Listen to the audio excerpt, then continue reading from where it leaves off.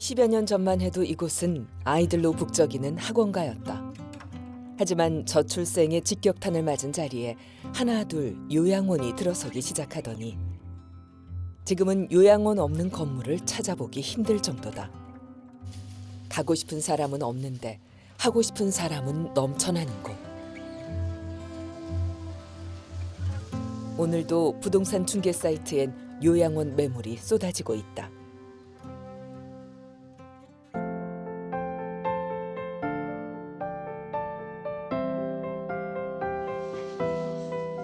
자식이 있든 없든 요양원에 기댈 수밖에 없는 순간은 올 것이다. 그나마 믿고 의지할 수 있는 곳은 공공요양원이다.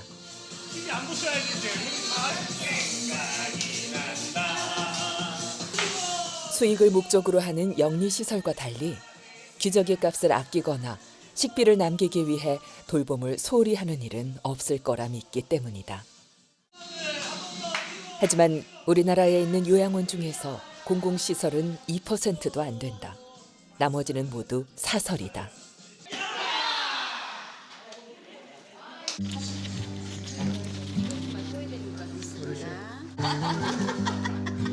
이곳에서만 볼 수 있는 색다른 풍경. 바로 막걸리 잔치다. 요양원에서 술이라니 우려의 목소리가 큰 것도 사실이다. 하지만 요양원도 사람이 사는 곳이다. 어르신 여기 젓가락 여기 있어요. 고맙습니다. 난 평생 잊지 않겠습니다. 나는 평생 이걸 제일 좋아해. 나 오늘 먹으니까 그냥 하늘로 올라갈 것 같아. 그러니까 처음 드시는 것처럼 그렇게 말씀하시면 안 돼요.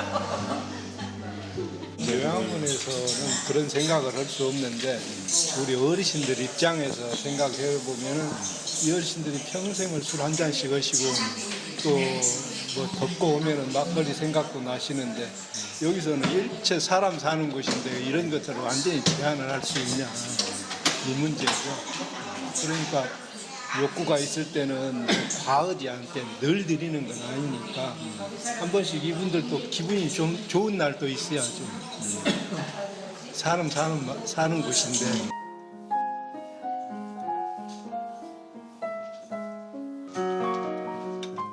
피아노를 즐겨 치던 어르신을 위해 침대 바로 옆에 건반을 놔준 것도 마찬가지다.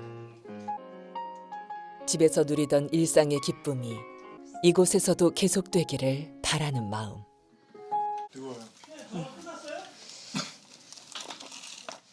생신 축하합니다. 아니 웃어주세요. 아니 나 봐주세요. 이거 나 맨날 보는 거. 요양원은 잠시 머물다 가는 곳이 아니라 어르신이 삶을 살아가는 곳이다. 나쁜 요양원이 있어서는 안 되는 이유가 바로 여기에 있다. 어떻게 하는 것이 좋은 돌봄이냐. 우리가 사실은 일 잘하는 것도 중요하다고 하지만은 그것보다 더 중요한 것이 어르신한테 대하는 태도다. 그래서 함부로 하지 않는 것이 기본을 지키는 거예요. 예. 무시하지 않는 것이 기본을 지키는 거고. 잠깐 가서 면회하는 시간 뭐 그런 정도? 방문하는 정도 가지고 요양원 운영이 어떤지 서비스가 어떤지 이건 파악할 길이 사실은 없어요. 저를 생각하지 않고 과연 우리 어머니한테 어떤 것이 가장 바람직한가 그것만 생각했어요. 그것만 생각하니까 이제 이별할 수 있는 좀 그 용기도 생기고 그런 거지. 휠체어 타고 싶으신가 보다. 남자 선생 왔습니다. 남자 선생. 네 왔습니다. 하나 둘. 이곳에서는 존중하는 마음이 우선이다. 어르신이 내일 갈아입을 옷을 고를 때까지 요양보호사는 가만히 지켜보고 기다려준다. 추워서 이제 못 입죠 그거. 그거 추운 거. 예. 이제 그렇게 따뜻한 거 입으셔요. 따뜻한 거 이제. 네. 예, 2개. 이거야 이거. 다시 올라갈게요. 아무리 일이 바빠도 어르신 스스로 할 수 있는 일을 대신 해주거나 재촉하는 법이 없다. 저 나갈게요. 이제 좀 일 좀 보고 올게요. 일 좀 보고 올게요. 말 한마디에도 마음은 묻어난다. 한자리면 남자 선생님 말할 것도 없어. 나 이렇게 덜 마시고 내렸다 올렸다 얼마나 힘들겠어요. 어르신이 대접받는 돌봄은 결국 요양보호사의 손끝에서 이루어진다.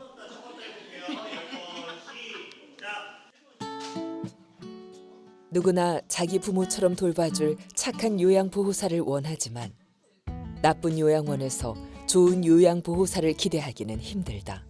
크지? 일을 함에 있어서 이렇게 좀 뭐라 그럴까 요양보호사도 인정도 해주고 이렇게 이야기할 때도 귀 기울여주고 그런 것들이 많이 달라. 저쪽에 있을 때는 우리 요양보호사들의 말은 별로 귀 기울이는 그런 게 없고요. 그냥 요양보호사를 너무 좀 뭐라 그럴까 막 이게 어르신 돌봄에 있어서 이게 하찮게 이렇게 좀 취급을 한다고 해야 되나 요양보호사에 대해서 아니 거기만 있을 때는 몰랐어요. 좀 사람 대수도 못 받는다 그냥 그 정도였는데 여기 와서 보니까 너무 차이가 나는 거예요. 요양보호사에 대한 이게 처우가.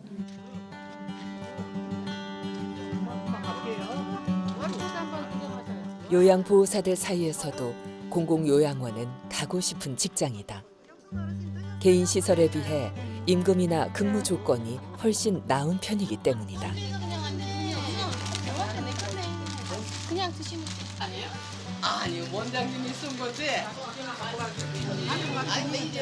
구인난에 시달리는 개인 요양원과 달리 이곳 직원들은 대부분 5년 이상 장기 근속자다. 이가 보이나요? 안 보이나요? 하지만 공공요양원에 들어가는 건 하늘의 별 따기다. 2023년 기준 98%가 넘는 요양원이 개인 사업자나 영리법인의 소유다. 공공시설은 1.7%에 불과하다. 가뜩이나 그 수가 턱없이 부족한데 민간 시설이 폭발적으로 증가할 동안 공공은 제자리 걸음이다. 지난 13년간 개인이 운영하는 영리시설이 2,000개 넘게 증가할 때 공공요양원은 겨우 5개 늘어났을 뿐이다. 가고 싶어도 갈 수가 없는 곳. 이것만 해도 현재 입소하기 위해 대기 중인 인원이 150명을 넘는다. 돌봄은 지금 당장 필요한데 공공요양원에 가려면 몇 년씩 기다려야 한다. 어쩔 수 없이 개인 요양원으로 발길을 돌려야 한다. 결국 자식처럼 돌봐줄 수 있는 선량한 요양보호사와 수입보다 돌봄을 우선으로 생각하는 믿음직한 원장을 만나길 바라는 수밖에 없다. 나의 노후를 혹은 내 부모님의 여생을 운에 맡겨야 하는 것이다. 우리가 좋은 돌봄 얘기할 때 선량한 요양보호사를 떠올리면 안 돼요. 혹은 굉장히 뛰어난 그 돌봄 철학을 갖고 있는 시설장을 기대하면 안 됩니다. 시스템이 좋아야 돼요. 말하자면은 시스템이 선해야 돼요. 그래서 인성 차원에서는 좀 거칠고 건조한 사람이라도 그 시스템 안에서 자기 역할을 할 때는 좋은 돌봄을 하고 싶게 만드는 혹은 할 수 있게 만드는 그런 상태를 우리가 추구해야 되고 함께 만들어 나가야 됩니다. 인성에 기대면 안 돼요. 덕성에 기대는 것도 굉장히 위험해요. 우리가 원하는 것은 역량을 갖춘 시스템이다. 왜 그래요? 슬퍼? 속상한 일 있었어요? 응? 괜찮아? 응? 우리가 이렇게 옆에 다 있으니까 괜찮아요. 울지 말고. 아이고, 울지 말고. 요양원에 국가의 재정이 투입되는 건 개인이 짊어진 돌봄의 책임을 국가가 함께 나눠주겠다는 뜻이다. 괜찮아요. 어르신, 잘 주무셨어요? 모르겠어요. 아침은 맛있게 드셨어요? 잘했어요. 내 부모를 혹은 나의 노후를 믿고 맡길 수 있는 곳. 하지만 신뢰할 수 있는 요양원은 그리 많지 않은 게 현실이다. 더 많은 이윤을 남기려고 기저귀 값조차 아끼는 곳이 비일비재하기 때문이다. 어르신, 이거 갈아입읍시다. 네. 잠깐만요. 요양보호사 월급을 적게 주려고 근무 시간은 줄이고 일부러 휴게 시간을 늘리는 요양원도 적지 않다. 좀 이렇게 기저귀 같은 거, 물티슈 같은 거 이런 물자를 너무 좀 적게 줬던 것 같아요. 그래서 저희가 그 물티슈를 때로는 어르신이 큰 변을 보시면 많이 쓰게 돼요. 소변 치울 때 하고 뭐 4배, 5배 써야 되니까. 그래서 그때 다른 팀 숨겨놓은 걸 군대에서 내 물품 없어지면 훔쳐오듯이 그렇게 썼었어요. 그런데 그런 것도 여기는 없이 물자 충분히 쓰실 수 있도록 해주고 우리 원장님이 처음에 그런 말씀을 하셨었어요. 같이 일해서 같이 나눠서 먹고 살자. 정말로 저는 그 마인드가 마음에 들었었어요. 예. 앞치마를 다 빼서 바빠. 어르신. 문제는 수익을 많이 남기려고 할수록 돌봄은 뒷전으로 밀려날 수밖에 없다는 사실이다. 아이고야, 한 번 더. 실제로 이제 들은 케이스는 거기 요양기관장은 기저귀를 숫자를 정해주는 것뿐만 아니라 기저귀는 일정 부분만 오염이 되기 때문에 내 귀퉁이를 잘라서 다시 쓰지 않으면 엄청 요양보호사한테 이제 뭐라 그런다는 거예요. 그래서 내 귀퉁이를 쓰고 그거를 매번 갈아주는 게 이제 인력도 시간도 많이 걸리니까 기저귀를 2개, 3개, 심지어는 4개씩 한꺼번에 채워놔요. 그러면은 매번 갈아주는 게 아니라 앞에 있던 기저귀를 그냥 빼기만 하면 되는. 근데 그 기저귀를 3개, 4개씩 차고 있다고 생각을 해보세요. 얼마나 불편하고 힘드시겠어요. 개인 사업자나 영리법인들은 실은 자기 이익 실현을 위해서 이 사업에 뛰어든 것이기 때문에 그 시설장이 영리 추구를 위해서 모든 거를 후순위로 둔다면 뭐 항상 부적절한 돌봄과 학대는 발생할 수밖에 없습니다. 노인 요양시설에서 치매 노인 학대가 해마다 500건이 넘게 발생하는 걸로 드러났습니다. 지금의 요양원 문제는 노인 장기 요양 보험 제도가 도입된 2008년부터 예견됐다. 2008년도에 이 장기요양 보험을 제도를 우리나라가 도입한다고 정부가 발표했을 때 사실 저희들 현장에서는 준비도 안 됐는데 인프라도 없는데 어떻게 한다는 거지? 엄청 걱정을 했었는데 기발한 아이디어를 낸 게 여기를 시장화한다고 하는 발표였습니다. 그때 순간에 이젠 복지는 없어졌다. 노인 장기 요양보험 신청 접수가 오늘부터 시작됐습니다. 노인 장기 요양보험은 고령이나 질병 등으로 일상생활이 어려운 노인에게 돌봄 서비스를 제공하기 위해 마련된 제도다. 노인을 돌보는 부담을 가족이 아닌 사회 전체가 부담하겠다는 뜻. 하지만 의욕에 비해 준비는 부족했다. 공공요양원을 만들려면 그만큼의 돈과 시간이 필요한 상황. 한시라도 빨리 제도를 정착시키기 위해 정부는 처음부터 민간에 주도권을 넘겼다. 시골을 돌아다니면서 이 사업을 하면 먹고 살 수 있다. 들어와라. 이제 이렇게 홍보를 하고 다녔어요. 그래서 많이 들어왔죠. 근데 이제 그게 포문이 되어서 지금은 뭐 어마어마한 어찌 보면 시장이 돼버렸죠, 그냥. 네. 그 당시 분위기가 그랬었어요. 그래서 이 장교양을 하면 돈 된다. 한국노인복지중앙회에서 이제 당시에 파악해본 바로는 시 외곽에 있는 그 음식점들, 모텔들 이런 데가 이제 폐업하고 그 방치되어 있는 상황에서 부동산에서 이제 이런 것들을 매입하고 부동산을 운영했던 사람들이 이 장교양에 참여했다고 하는 통계가 있습니다. 이게 인건비 따먹기다. 뭐 이런 얘기가 공공연하게 그때 있었고.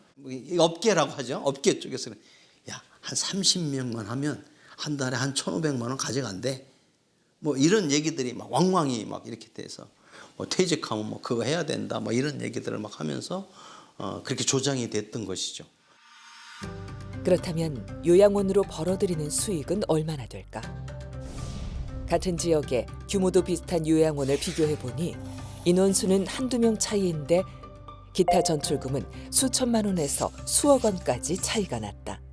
기타 전출금은 인건비와 운영비 등 필요한 경비를 제외하고 남는 돈으로 한마디로 요양원의 수익인 셈이다. 비슷한 규모인데 왜 이런 차이가 발생하는 걸까? 사실 좀 의문스러운 게 어떻게 저렇게 소득을 낼 수 있을까? 저게 가능할까? 여기 진입을 할 때 어떤 이익을 목적으로 사실 들어온다고 하면은 사실 들어오면 안 돼요. 왜냐하면 여기 자체가 이득을 낼 수 있는 구조가 아니기 때문에 그렇거든요. 그 돈이 어디서 나오겠습니까? 어르신들한테 줘야 될 식대비 제대로 지출 안 하고 간식비 제대로 지출 안 하고 요양보호사에 가야 될 인건비 제대로 주지 않고 최저임금만 주고 거기서 뺏어야 이윤을 남길 수 있는 구조거든요. 딴 데서 돈 나올 데가 없어요. 이 요양제도 안에서. 기타 전출금은 운영에 지장을 주지만 않으면 얼마를 가져가든 액수 제한이 없다. 결국 수익을 얼마나 챙길지 운영자의 양심에 맡겨야 하는 것이다. 원장님 빵빵.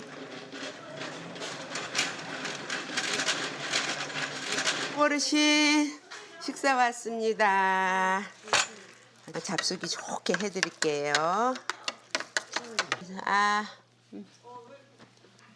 괜찮아요? 네. 특히 식비와 간식비는 비급여라서 이윤을 남기기도 쉽다. 가정에서 돌보기 어려운 어르신들을 내가 케어해야지라는 이러한 돌봄에 대한 마인드가 우선되지 않아요. 너무 당연한 거잖아요. 이분들의 우선 마인드는 이 사업을 통해서 수익을 보셔야 되는 거예요. 이분들을 비난할 수 없는 건 국가가 그렇게 하라고 시킨 거거든요. 사람들이 돌봄이 시장화되고 있다, 시장화되었다라는 이야기를 많이 하는데 그렇지 않다. 한국의 요양 현장은 시장화된 게 아니라 처음부터 시장이었어요. 공공요양원은 턱없이 부족하고 이윤을 목적으로 하는 사설요양원이 무분별하게 난립한 상황에서 어떤 요양원이 좋은 요양원인지 알기란 어렵다. 우리가 눈으로 확인할 수 있는 건 알파벳으로 표시된 요양원의 등급뿐이다.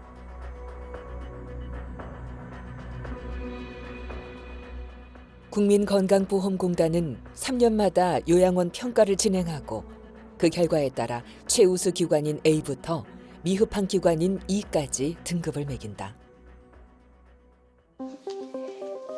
정부로부터 보험료를 받아야 하는 요양원은 무조건 평가 기준에 맞출 수밖에 없다.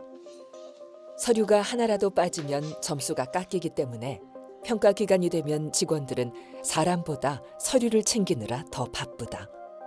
아예 외부 컨설팅 업체에 맡겨서 평가서를 작성하는 경우도 많다. 공단의 평가 결과를 무조건 신뢰할 수만은 없는 이유다. 3년에 한 번. 그것도 우리 언제 몇 월 며칠 날 평가 갑니다 이러면은 서류 정리 예쁘게 잘 해놓으면 되죠. 그러니까 평가의 점수를 잘 받으려면 어떻게 해야 되냐. 요게 평가의 기준이 된다는 걸 아니까 딱 그 지점만 통과하는 거죠. 그러니까 결국은 평가를 위한 평가가 되니까 평가 잘 받아야 또 돈도 더 받고 평가 못 받으면 삭감되고 이러니까 기관들 입장에서는 그 눈속임조차도 저는 제도가 만드는 게 일부 있다고 생각을 해요. 컨설팅 업체 배불리는 거죠. 뭐. 정말 3년 동안 이 시설이 어르신의 서비스 질 향상에서 어떤 노력을 했는지가 중요하다고 저는 보는데 그건 안 봐요. 더 열심히 한 거에 대해서는 하나도 보질 않아. 이런 구조를 가지고 어떤 좋은 돌봄 서비스를 한다? 보장이 안 되는 거죠. 요양원 평가에 새로운 기준이 필요한 시점. 이에 제작진은 사회복지 전문가와 함께 돌봄의 양이 아닌 돌봄의 질을 평가하는 새로운 도전을 시도해보기로 했다.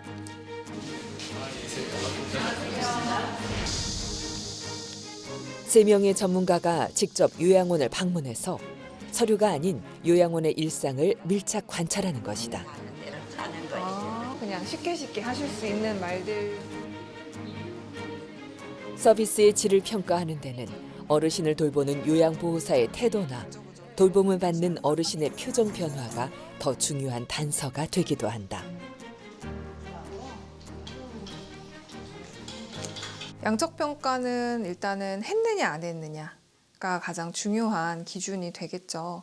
뭐 예를 든다면 어르신에게 하루에 3끼의 밥을 제공을 했느냐, 했다, 안 했다. 뭐 OX 이렇게 간단하게 표현을 할 수 있을 것 같고, 근데 양적 평가에서 볼 수 없는 질적 평가에서 그럼 무엇을 보느냐? 식사를 제공을 하는데 어떻게 식사를 제공을 했느냐가 관건인 거죠. 어르신에게 식사를 드리는 어떤 요양보호사의 태도.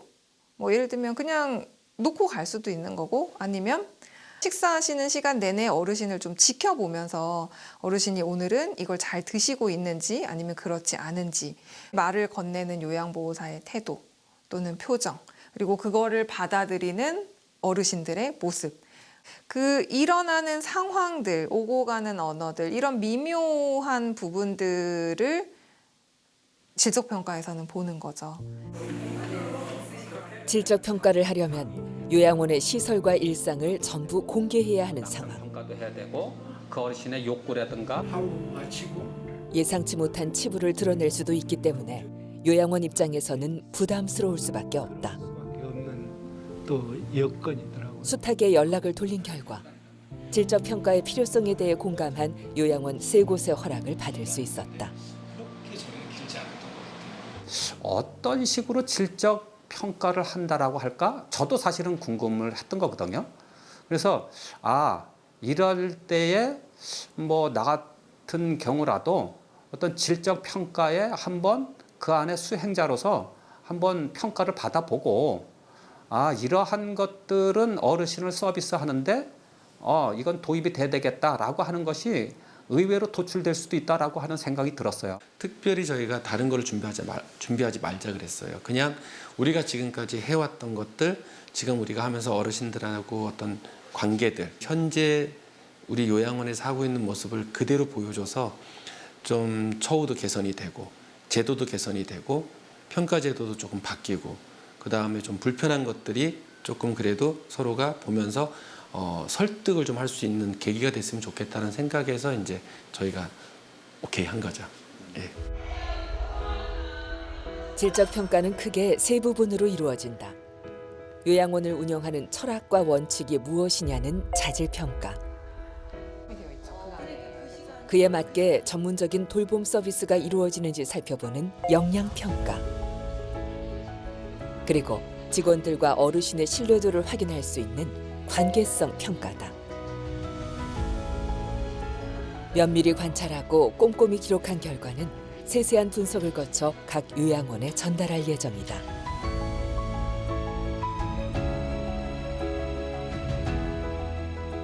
우리는 업무에 이렇게 임합니다. 1. 어르신을 내 부모님, 내 가족까지 섬기고 보살핀다. 내게 맡겨진 어르신을 개인이 운영하는 이 요양원은 업무에 임하는 직원들의 다짐과 함께 하루를 시작한다. 어르신의 사생활을 절대 돌봄이라는 일의 막중한 책임을 가슴에 되새기기 위해서다. 사명을 다한다. 어르신 행복하면 우리 모두가 함께 행복합니다. 네. 우리가 어르신들을 어떻게 대해야 되는지 이런 것들을 이렇게 좀 함축돼 있는 게 저희 인권선언이거든요. 그래서 그걸 통해서 이제 오늘 하루 이렇게 일하겠다라고 하는 거를 한번 재다짐하기 위해서 사실은 이 선언을 하고 하는 거예요. 이리 오세요.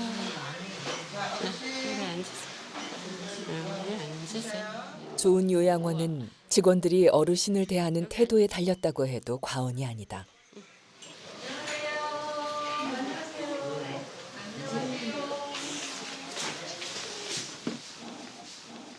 특히 요양보호사가 하는 일은 이 요양원을 운영하는 원칙이 무엇인지 반영하고 돌봄이 어떻게 이루어지는지 가늠할 수 있는 지표. 고마워요. 모든 요양원은 어르신 2.1명당 1명의 요양보호사를 고용해야 한다. 됐습니다. 하지만 야간 근무자를 제외하면 한 사람당 7, 8명의 어르신을 돌봐야 하는 게 보통이다. 됐습니다. 따뜻한 말 한마디 해드리면 어르신들 좋아하시고 또 감동받아서 울기도 하시고 애정이 없으면 이제 뭐랄까 말을 이쁘게 안 하겠죠 아마. 어르신들한테 계속 칭찬해드리고 이쁘다 그러고 막 이래 하잖아요. 그럼 좀 이렇게 협조를 잘 해주시죠. 빨래에 청소에 해야 할 일이 산더미인데 따뜻한 말까지 보태는 건 쉽지 않다. 양적 평가의 기준에서 보면 굳이 안 해도 될 일이다. 육아는 한들 바빠요. 고생이 많아요. 근데 월급은 적어요. 선생님들이 잘 해주시죠? 네. 너무 시름 쏘고 목욕 다 시켜주고 착해요 다. 네.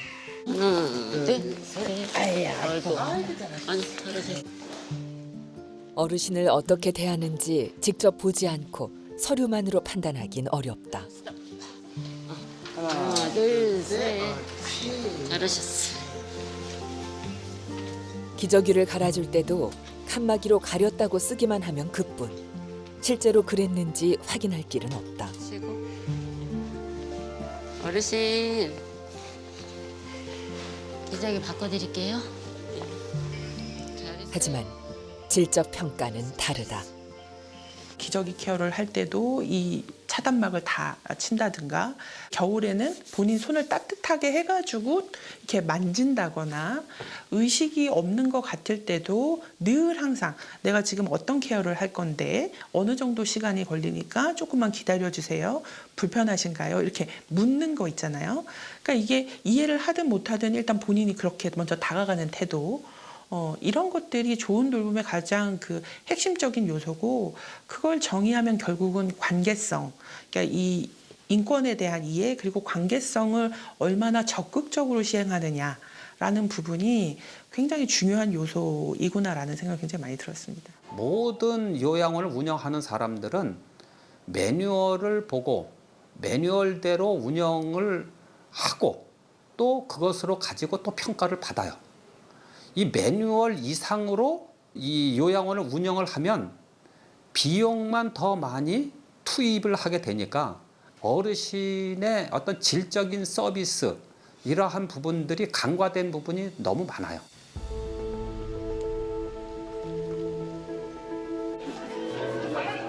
정해진 기준에 맞춰 남들만큼만 해줄지 아니면 어르신을 위해 남들보다 하나라도 더 해줄지는 순전히 요양원의 선택이다. 한장입니다. 주세요. 감사합니다. 요양원에 따라 서비스 질이 천차만별인 것도 이 때문이다. 질이 떨어질수록 요양원은 폐쇄적이 된다.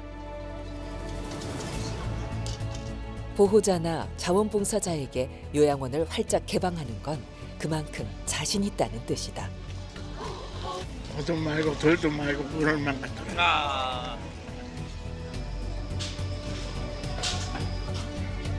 지금도 수많은 요양원들이 보호자의 면회 시간과 장소를 제한하거나 외부인의 방문을 꺼린다. 폐쇄성이 있기 때문에 그 안에서 무슨 일이 발생하는지에 대해서 사람들이 걱정하는 것이거든요. 폐쇄성이 있기 때문에 그 안에서 요양보호사나 시설장에 의한 학대 문제들이 발생할 수 있는 가능성이 높습니다. 선진국의 요양원과 우리 요양원의 가장 큰 차이점 중에 하나는 기관의 요양원의 폐쇄성을 좀 더 줄이고 좀 더 개방적인 공간으로 지역 주민들이 참여할 수도 있고 어르신들도 밖에 나가서 활동을 할 수 있고 이러한 체계가 구축이 되어야 되는데 우리는 그 안에서 가두고 아주 폐쇄적으로 기관을 운영하고 있단 말이죠.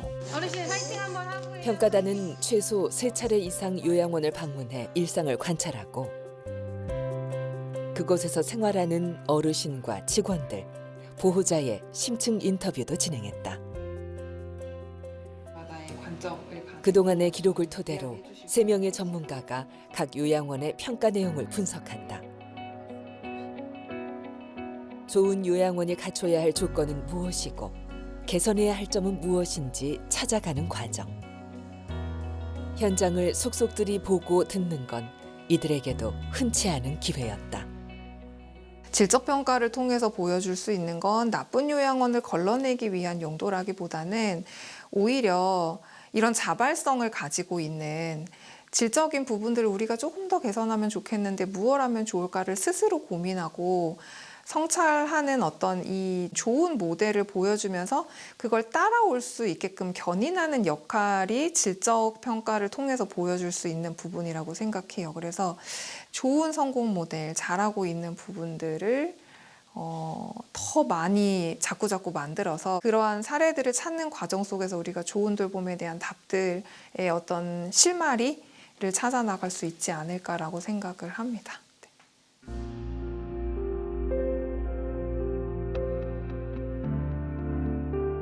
진입 장벽을 높이든 평가 방식을 바꾸든 돌봄의 질을 높이려는 노력은 꼭 필요하다. 네. 감사합니다. 네. 수고하셨습니다. 네. 그리고 우리 보호자님. 네. 지난 5월부터 10월까지 장장 6개월에 걸친 질적 평가가 모두 끝났다. 개별 요양원에 대한 분석과 평가 결과를 확인하는 날.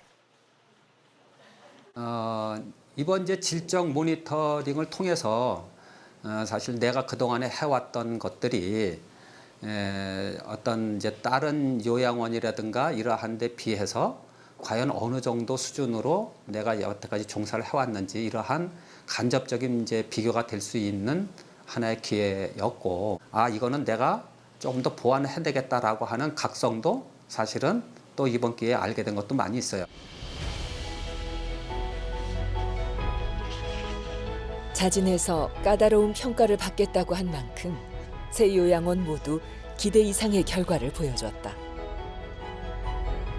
최종 보고서에는 각 요양원의 특징과 장점, 그리고 앞으로 개선해야 할 점 등을 면밀히 분석해서 담았다. 이는 더 좋은 요양원을 만드는 밑거름이 될 것이다. 하지만 개인의 노력으로 해결할 수 없는 문제도 많다. 어차피 저희가 초고령 때문에 부양 비용이 많이 들 수밖에 없잖아요. 그러면 사회적으로 형성된 이 부양 비용이 제대로 사용되게 하기 위해서는 여기 요양원 운영에서는 이제 돈 버는 시대는 끝났어. 이 메시지가 저는 줘야 된다고 생각해요. 최대한 단시간에. 만약에 이런 공공 운영이 좀 확대가 되면 우리가 내 부모를 내가 요양원을 선택할 때 덜 망설여질 거고 나보다 더 잘 볼 수 있는 곳들이 많이 확보가 될 겁니다. 누구나 늙잖아요. 네. 그리고 이제 생애 말기에는 누구나 돌봄이 필요해지는 시기가 옵니다. 네. 그거는 피할 수가 없죠. 그래서 그 전에 시스템을 잘 만들어 놓고 나의 노후를 잘 돌볼 수 있는 인력도 양성해주는 체계가 필요합니다. 저는 그게 우리의 진정한 노후 준비라고 생각합니다. 그런 시스템을 만들어 놓는 것이. 지금 좋은 요양원을 찾았다면 행운이다. 그러나 사람을 돌보는 일을 운에 맡길 수는 없다. 인간은 누구나 늙는다. 아무도 피해갈 수 없는 운명이다.